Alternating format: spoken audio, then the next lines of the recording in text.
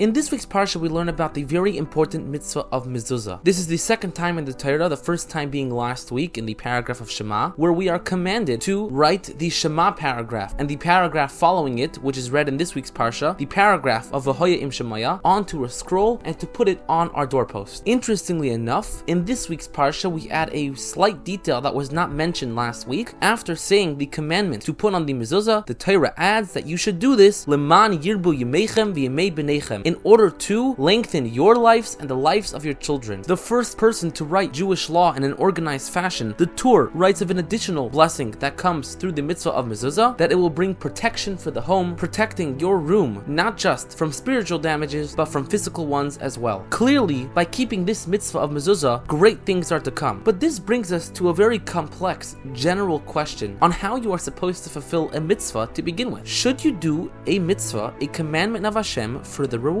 Even further, are you allowed to do the mitzvah for a reward? Mitzvahs by default, Hashem's commandments, are meant to be fulfilled lishma, completely done for the sake of serving Him and nothing else. In fact, the Rambam, another famous Jewish codifier, writes that people who inscribe on their mezuzah scrolls names of angels in order to add protection are actually making a fool out of themselves. They have no portion in the world to come, and they are effectively considered a heretic for making a personal amulet for themselves, a personal sign of protection, losing faith of the God that is protecting him. Clearly, the Rambam holds that there is something very wrong with doing things just for the reward of protection. That looks like a personal sign. So how do you balance this paradox? Can you only fulfill a mitzvah, a commandment of God, without any ulterior motives, or can you do it for a reward? Especially when the Torah tells us that there is a reward. Saying you can only do a mitzvah to serve Hashem and then telling us the reward that we get is effectively putting a stumbling block in front of a blind man. You put an amazing reward in front of us and then tell us not to do it for the reward. So to explain, let's give a story. In the year 1927, the previous Lubavitcher Rebbe, the Frierdiker Rebbe, Rabbi Yosef Yitzchak, was arrested on counter-revolutionary charges in Russia that was known as spreading Judaism. As he walks into the interrogation room, the conversation goes south quite quickly, to the point where the interrogators, who were Jewish, exclaimed, "Do you know where you are?" The Frierdiker Rebbe calmly responded, "Yes, I do. I am in a place that is similar to a barn, similar to a stable, a place that is exempt from the mitzvah, the commandment of having a mezuzah on its doors." That's quite a random thing to say. Why wouldn't the Frierdiker Rebbe say something like, "I'm in a place where God's presence fills the earth and you don't matter"? Something which he has said along those lines to those very same interrogators at other times. Bringing up the mezuzah is quite random, but explains the Rebbe it's not. You see, the reward of protection, the reward of long life, the reward of any mitzvah is not a result of the mitzvah. It is not a, if you fulfill this commandment, God will give you a separate reward. The reward for putting a mezuzah on your door is a package deal. It automatically comes with the action itself.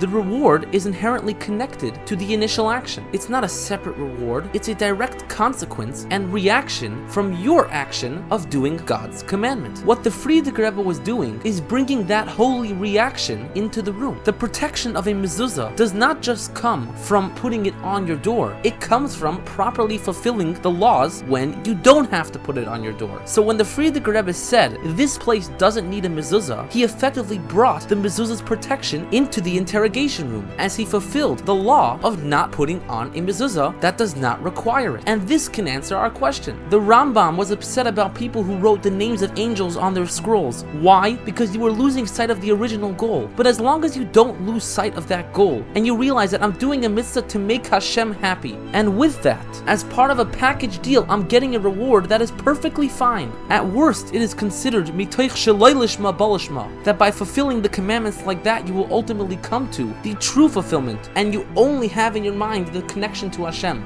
But having in mind the reward is not bad at all, as long as you know where the main point is. And the main point, the goal of every commandment, is not to give me rewards, it's to affect the world. And when we do that, whether that be through the mitzvah of a mezuzah, which brings incredible protection to your home, but more than that, brings incredible godliness into the world, as well as any mitzvah, any commandment that we have. When we continue doing these commandments, when we continue doing Hashem's mitzvahs for the right purposes, we will cause an ultimate global elevation of the world, ultimately bringing the coming of Mashiach. May he come speedily in our days. Wishing you a good Shabbos.